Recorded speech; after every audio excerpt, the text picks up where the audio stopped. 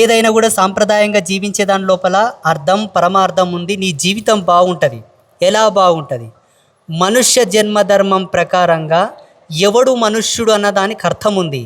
మీరు మీ యొక్క ఆచార వ్యవహారాలను తప్పి బతికితే మనుష్య ధర్మాన్ని వీడి పశుత్వం లోపలికి వస్తారు. ఏంది పశుత్వం? పశువులకు ఒక లెక్కుంది, ఒక తిక్కుంది. తినడం, సంభోగం చేయడం, పడుకోవడం, ఏరగడం, ఉచ్చబోయడం, పశుత్వ లక్షణాలు. ఏం దొరికితే తింటాయి, తిన్నది అరిగిన తర్వాత పోస్తాయి, వేస్తాయి.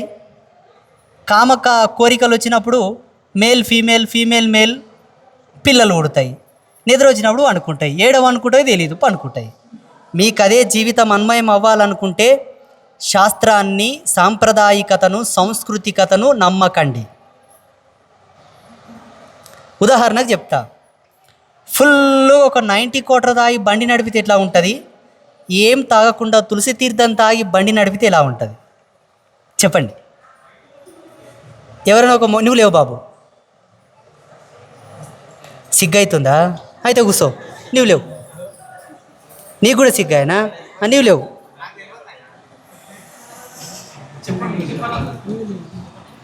2 కోటర్లు తాగి బండి నడిపితే బాగా పోతుందా? మంచిగా నడుపుతాడా? కింద పడకుండా, ఏం పడకుండా మంచిగా తులసి తీర్థము, ఒక గ్లాస్ పాలు తాగి నడిపితే బాగుంటుందే చెప్పు. ఎందుకు 2 కోటర్లు తాగినోడు మంచిగా నడపడానుకున్నావా?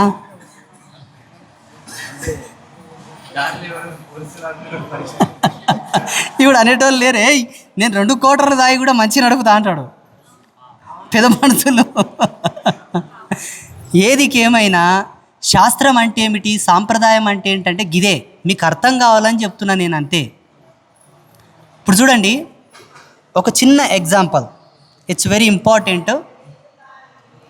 చాలామంది ఏమంటారు, దేవుళ్ళు అంటే ఈ మధ్యలో మూఢనమ్మకం. మమ్మల్ని అయితే డైరెక్ట్ మాకు టైటిల్ పెడతారు, బాబా, దొంగ బాబా. నేను ఎవరిని కాపీ కొట్టలేను బాబు, నేను ఎవరిని కాపీ కొట్టలేను. నా ఆత్మని నేను దర్శించాను, నా తత్వాన్ని నేను దర్శించాను, నా ఆత్మను నేను దర్శించి నాకు నేనే చెప్పుకున్నాను, నేను ఆత్మజ్ఞానిని, జ్ఞానయోగిని అని.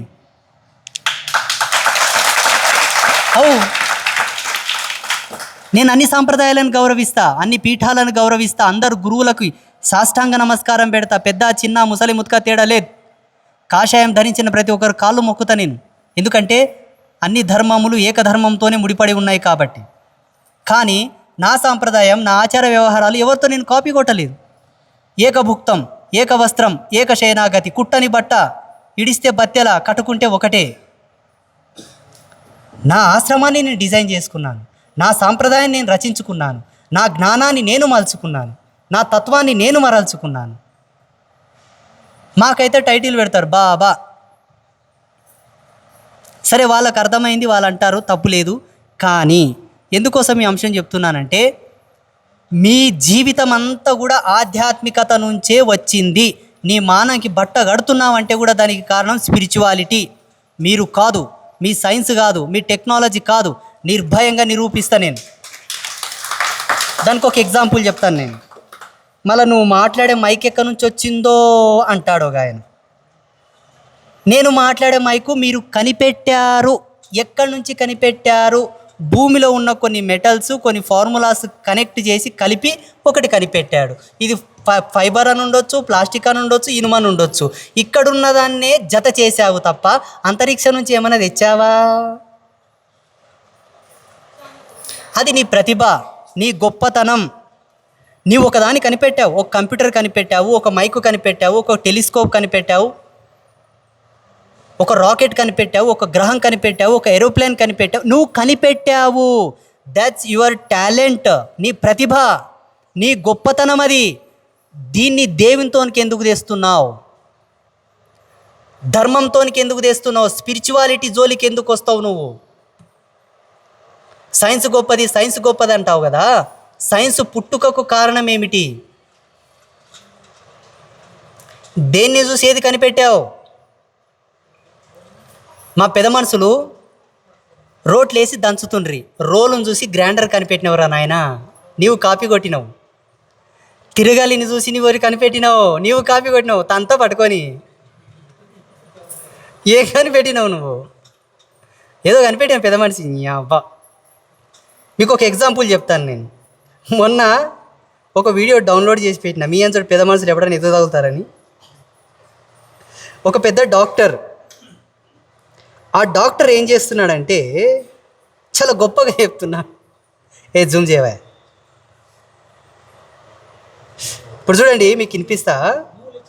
జొన్న రొట్టె జరగా పక్క జరు జొన్న రొట్టె గురించి ఒక పెద్ద డాక్టర్ ఎట్లా చెప్తున్నాడు చూడు. 30 రోజులు అన్నం మానేసి జొన్న రొట్టె తింటే ఏం జరుగుతుంది? ఇక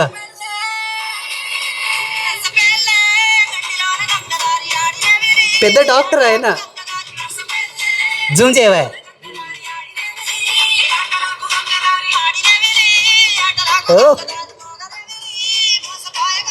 ఇగో నేను ఒకటొకటి చదువుతా. సౌండ్ తగ్గేట. 30 రోజులు జొన్న రొట్టె మానేస్తే జొన్నలలో ఫైబర్ ఎక్కువ, ఆకలి తగ్గి బరువు తగ్గుతాము. అలాగే బ్లడ్ షుగర్ లెవెల్స్ కంట్రోల్ అవుతాయి. అలాగే ఆహారం త్వరగా జీర్ణమై మలబద్ధకం తగ్గుతుంది. తర్వాత జొన్న రొట్టెలు నిదానంగా అరిగి శరీరాన్ని రోజంతా ఎనర్జీగా ఉంచుతాయి. తర్వాత చెడు కొలెస్ట్రాల్ తగ్గి గుండె ఆరోగ్యంగా మెరుగుపడుతుంది. తర్వాత రోజు ఒక పూట జొన్న రొట్టె ఆరోగ్యాన్ని కాపాడి మనకు ఆయుష్నిస్తుంది. ఇప్పుడు ఈయన జొన్న రొట్టెను కనిపెట్టి ప్రపంచానికి ఇస్తున్నాడు. It's a famous doctor, it's a biggest scientist in universe and our world.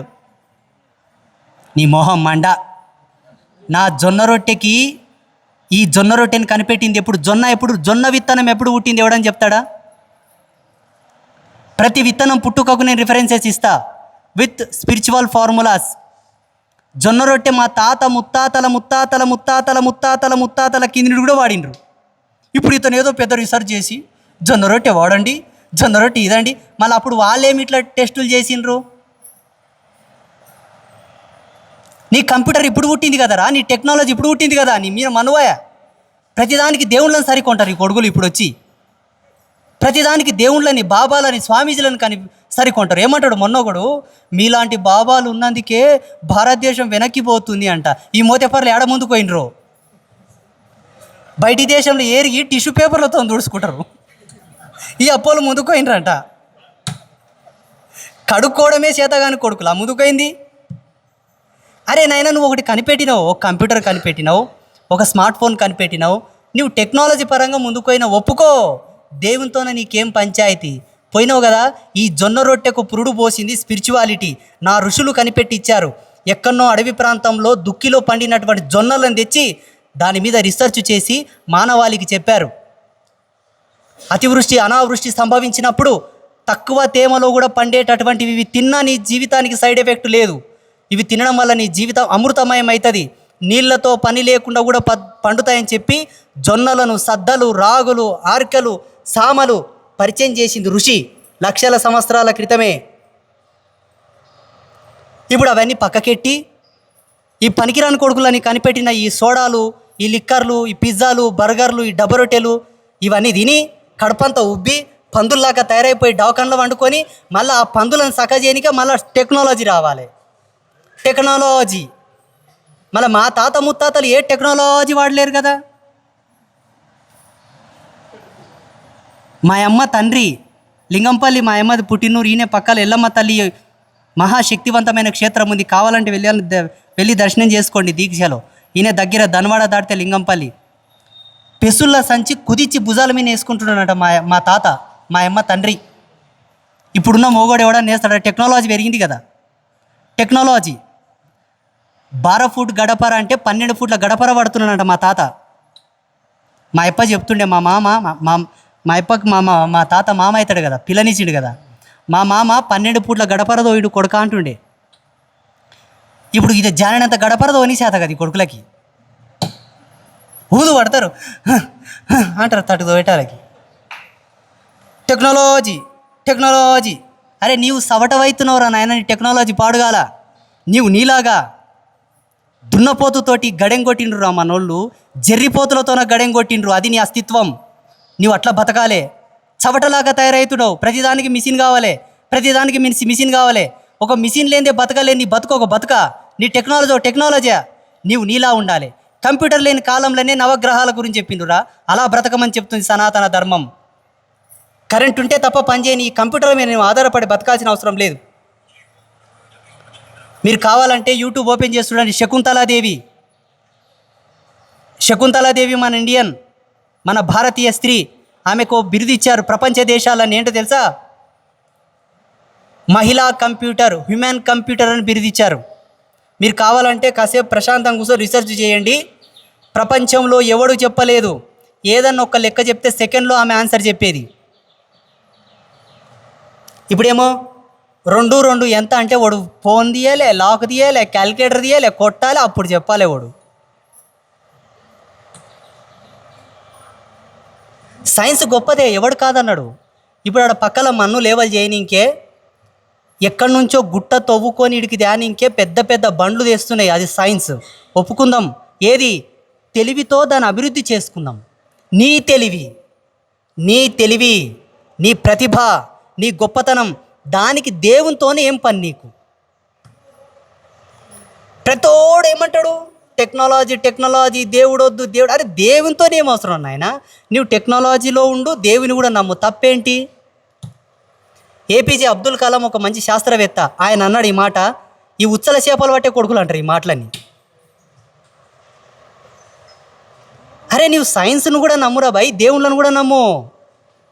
Science నిన్ను నీలా తయారు చేయొచ్చు. దైవత్వం, ఆధ్యాత్మికత నిన్ను పశుత్వం వైపు నడవకుండా నిన్ను నీలా సమగ్రవంతంగా నిలబెడుతుంది ఆధ్యాత్మికత. అది కావాలి. లేకపోతే ఏమవుతుంది? ఈ డ్రగ్స్ ఎవడు తయారు చేసిండ్రా? ఈ డ్రగ్స్ ఇంజెక్షన్ల రూపంలో వేసుకోమని ఎవడు తయారు చేసిండ్రా? ఈ ప్రపంచానికి ఎవడు పరిచయం చేసిండ్రా? నీ దిక్కుమాలిన సైన్స్. మా తాత ముత్తాతల కాలంలో లేదు, మా ఆధ్యాత్మిక శాస్త్రాలలో కూడా లేదు. వ్యసనం నుంచి విముక్తి కావాలని మేము నేర్పుతున్నాం, వ్యసనాలకు బానిసలు కావాలని మీరు నేర్పుతున్నారు. అది వీటి మీద ఫైట్ చేయండి.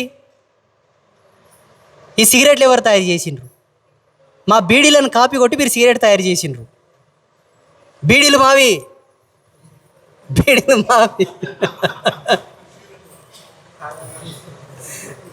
బీడీలు ఎందుకోసం దాతుండ్రి పాతకాలంలో? బీడిని తాగించడానికి ఒక కారణం ఉంది. పెడుసు రోగం, దొమ్మ రోగం, ఫిడ్స్ వచ్చే వాళ్ళకు బీడిని ఒక పద్ధతిలో ఊదిపిస్తుండ్రి, సొంగల నింపి. అది కాస్త ఇప్పుడు డైలీ అయిపోయింది అది బీడి. దాని కాపీ కొట్టి మీరు సిగరెట్ తయారు చేసుకున్నారు. మీకు బీడి గురించే తెలియదు. ఇప్పుడు చూడండి, డాక్టర్ జొన్న రొట్టె గురించి ఎంత చెప్తున్నాడు. జొన్న రొట్టెలు ఇన్ని లాభాలు ఉంటాయంటే ఇతను కనిపెట్టిండు. ఇది ఒకటే కాదు, పసుపుని పరిచయం చేసింది మేమే, ఉప్పును పరిచయం చేసింది మేమే, కారం పొడిని పరిచయం చేసింది మేమే, గసాలు, మిరియాలు, ఆవాలు, జీలకర్ర, ఓమ, సొంటి, దాల్చిన చెక్క, లవంగలు, యాలాకులు, పుండుకూర, పాలకూర, గుంటికూర, అన్ని కూరలు మేమే పరిచయం చేసినాం. మీరేం పరిచయం చేసినారో చెప్పుందా? మీ technology. Thums Up, Mirinda, Sprite, Coca Cola, ఇది మీరు పరిచయం చేసిండ్రు. దౌర్భాగ్యులు, ఎవరి కొంపలు నాశనం చేయనీకే. మా వాళ్ళు లక్షల సంవత్సరాల క్రితమే క్షీరసాగర మదనాన్ని చూసి పెరుగుని కవ్వం పెట్టి ఆ క్షీరసాగర మదనం లాకని ఈ కవ్వంతో చిలికి అమృతం లాంటి వెన్నను తీసి ఆ వెన్న నుంచి పక్కకు వచ్చినట్టు మజ్జిగని దాపిండ్రు. ఇప్పటి వరకు కూడా మజ్జిగ తాగుతున్నాం. మజ్జిగ వల్ల సైడ్ ఎఫెక్ట్ వస్తుందని ఒక్కడన్నా చెప్పమని చూస్తా. నిన్నగాక మొన్న 150 సంవత్సరాల కింద తయారు చేసిన నీ కోకోకోల వలన గుండెలు వెళ్ళిపోతున్నావంట, కిడ్నీలు వెళ్ళిపోతున్నావంట, మైండ్లు వెళ్ళిపోతున్నావంట, బ్లడ్ షుగర్లు వస్తున్నావంట. నీ దిమ్మదియ్యా. నీది 100 సంవత్సరాల కిందనే పని చేయకుండా లక్షల సంవత్సరాల కిందనే మజ్జిగ కనిపెట్టిండ్రు ఋషులు. పెరుగు, నెయ్యి, వెన్న ప్రపంచంలో ఎక్కడ దొరకవు. వీటన్నిటికీ పుట్టినీళ్ళు భారతదేశం, ఋషులే, ఆధ్యాత్మిక విజ్ఞానమే వీటిని ప్రపంచానికి ఇచ్చింది. మేమిచ్చిన ఉప్పు, పప్పు, కారం పొడి తిని నువ్వు ఒక పరికరం కనిపెట్టి టెక్నాలజీ. అసలు నీకు బట్టగట్టనికి ఎవరు నేర్పిరు మానంకి?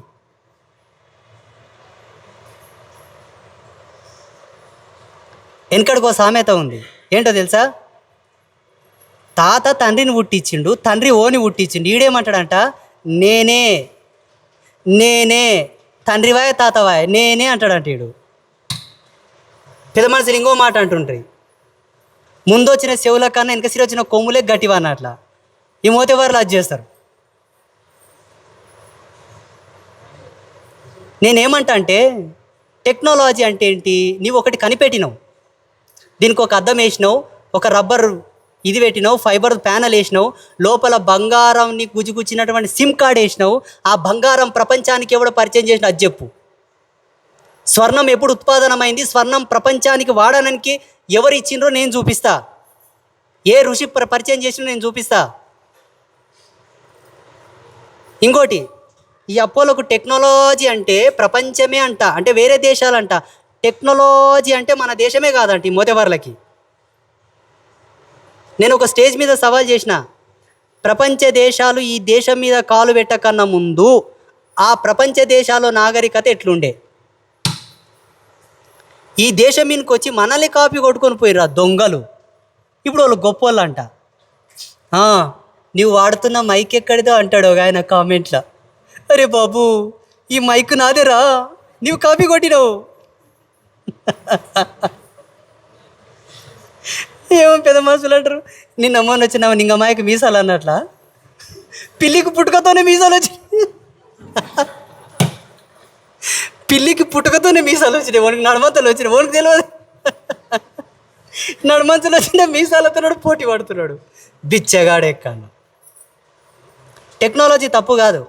ఇప్పుడు చూడు, ఎక్కడనో గుట్ట కొట్టిన మన్ను నీడికి మోసుకొస్తుంది, ఆడ దొబ్బుతుంది. ఆ దొబ్బున ఆ నుండి మన్ను మోసుకురావాలంటే ఈపులు అలుగుతాయి. 100 సంవత్సరాలైనా మన గుంతను ఊడవం, ఆడ ఒప్పుకుందాం. ఇప్పుడు ఆ మన్నుని డోజర్తోనే దొబ్బుతున్నాం, ట్రాక్టర్లతోనే దొబ్బుతున్నాం, జేసీబీలతోనే తీస్తున్నాం. మనిషి ఒక 10 రోజుల్లో చేసే పని 10 నిమిషాల్లో చేస్తుంది. అరే ఒప్పుకుందాం, ఇట్స్ ఎ న్యూ ఎక్స్పెరిమెంట్.